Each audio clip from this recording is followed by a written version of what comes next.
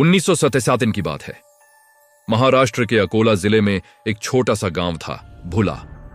जैसा कि नाम था वैसा ही था, भुला दिया गया गांव। दूर दूर तक बबूल के पेड़, गर्मी में तपता मैदान और गांव के बीचों बीच एक पुराना कुआं। यह कुआं सदियों से गांव की जीवन रेखा था, लेकिन उस साल की एक पूर्णिमा ने इस कुएं को गांव के लिए अभिशाप बना दिया। गांव में रहती थी माया। उम्र थी बस 32 साल, पर जिंदगी ने इतना दुख दे दिया था कि चेहरे पर उम्र से पहले ही झुर्रियां आ गई थीं। 2 साल पहले पति की अचानक मौत हो गई थी। अब वह अकेली थी, पर गांव की बुरी नजरें उस पर टिकी थीं। एक अकेली सुंदर विधवा, गांव के कुछ लोगों के लिए यह बर्दाश्त से बाहर था। गांव का एक युवक सूरज, जिसने कई बार माया को परेशान किया था और हर बार मुंह की खाई थी, उसने षड्यंत्र रचा। झूठे गवाह खड़े किए कि माया का चरित्र ठीक नहीं है। पंचायत की बैठक बुलाई गई। बिना माया को बुलाए, बिना उसकी सुने फैसला सुना दिया गया। माया को 3 दिन के भीतर गांव छोड़ना होगा। माया ने जब यह फैसला सुना तो वह रोई नहीं। उसकी आंखों में आंसू नहीं, आग थी। वह जानती थी कि यह सब झूठ है। उसने गांव की कुछ औरतों से मदद मांगी जो उसे जानती थीं, पर सब डर गए। पंचायत के, समाज के, रीति रिवाजों के। माया अकेली पड़ गई। तीसरे दिन शाम तक माया ने तय कर लिया, वह गांव नहीं छोड़ेगी। पर उसके पास एक और रास्ता था, वह रास्ता जो उस समय की औरतों के पास अक्सर अंतिम रास्ता होता था। वह चुपचाप अपना सामान छोड़कर कुएं की ओर चल पड़ी। उस रात पूर्णिमा थी। कुएं के किनारे माया ने गांव वालों की तरफ मुड़कर कहा, तुम लोगों ने मुझे जीते जी नहीं छोड़ा, मेरा चरित्र हराम किया। अब मैं जाती हूं, पर याद रखना, मैं इसी कुएं में कूदूंगी, पर मेरी आत्मा हर पूर्णिमा को इसी कुएं में कूदती रहेगी। जो भी मुझे देखेगा उसकी बारी अगली पूर्णिमा को आएगी। तुम सबको एक एक करके ले जाऊंगी। और फिर वह क्षण आया।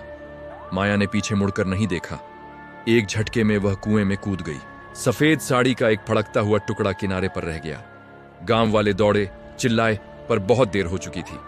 कुएं से सिर्फ एक आवाज गूंजी, मैं लौटूंगी हर पूर्णिमा को।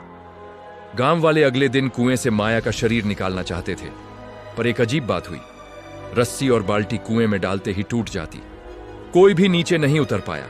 आखिरकार उन्होंने कुआं बंद करने का फैसला किया। एक बड़ा पत्थर लाकर कुएं को ढक दिया गया, पर कोई नहीं जानता था कि पत्थर आत्माओं को नहीं रोक सकता। 1 महीने बाद फिर पूर्णिमा आई। गांव वाले माया की बात भूल चुके थे। कुछ ने तो मजाक भी उड़ाया। पर रात के 12 बजे जब पूरा गांव सो रहा था, कुएं से आवाज आनी शुरू हुई। ठक ठक ठक, जैसे कोई पत्थर को अंदर से खटखटा रहा हो। गांव का एक बुजुर्ग, रामदास काका, जो माया के पिता की उम्र के थे, ने खिड़की से झांका। उन्होंने देखा माया की आत्मा कुएं के ऊपर तैर रही है। वह ऊपर उठती है और फिर नीचे कुएं में गिरती है, फिर उठती है, फिर गिरती है। ऐसा लग रहा था जैसे वह बार बार उसी क्षण को जी रही है जब उसने कूदने का फैसला किया था। अगली सुबह रामदास काका मृत पाए गए। डॉक्टर ने कहा, हार्ट अटैक। पर गांव वाले जानते थे सच। रामदास काका ने माया को देख लिया था, और माया ने कहा था, जो देखेगा उसकी बारी अगली पूर्णिमा को आएगी। रामदास काका पहला शिकार थे। दूसरी पूर्णिमा को सूरज, वही युवक जिसने माया पर झूठा आरोप लगाया था, अपने घर में शराब पी रहा था। तभी उसे आवाज सुनाई दी, सूरज आजा, मैं तेरा इंतजार कर रही हूं। वह बेसुध होकर कुएं की ओर चल पड़ा। अगली सुबह उसे कुएं के पास पड़ा पाया गया। जिंदा था, पर पागल हो चुका था। बस एक ही बात दोहराता, माया मुझे माफ कर दे, माया मुझे माफ कर दे। धीरे धीरे गांव वालों ने भुला छोड़ना शुरू कर दिया। जो देखता वह मर जाता या पागल हो जाता। 10 साल के अंदर गांव पूरी तरह खाली हो गया। केवल कुआं रह गया और माया का अभिशाप। अब भुला गांव वास्तव में भुला दिया गया गांव बन चुका था। साल 2023। माया की भतीजी, जो शादी के बाद दूसरे गांव चली गई थी, अपनी 10 साल की बेटी प्रिया के साथ भुला गांव लौटी। प्रिया ने कुएं की कहानी सुनी थी। उस रात पूर्णिमा थी। प्रिया ने मां से कहा, मैं माया काकी से मिलना चाहती हूं। वह बुरी नहीं है, वह तो दुखी है। प्रिया ने कुएं के पास बैठकर कहा, माया काकी, मैं जानती हूं तुम दुखी हो, तुम्हें न्याय नहीं मिला, पर अब चले जाओ। तुम्हारे लिए कोई नहीं रोएगा अगर तुम यहीं रहोगी। माया की आत्मा प्रकट हुई। उसने प्रिया को एक फूल दिया और मुस्कुराई। कुएं से सुनहरी रोशनी निकली और माया की आत्मा सदा के लिए शांत हो गई। माया की कहानी सिर्फ एक भूतिया कहानी नहीं है।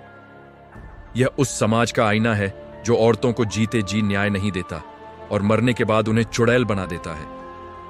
माया की आत्मा तब तक नहीं भटकती जब तक उसे न्याय नहीं मिलता, और न्याय मिलता है सहानुभूति से, समझ से, न कि डर से।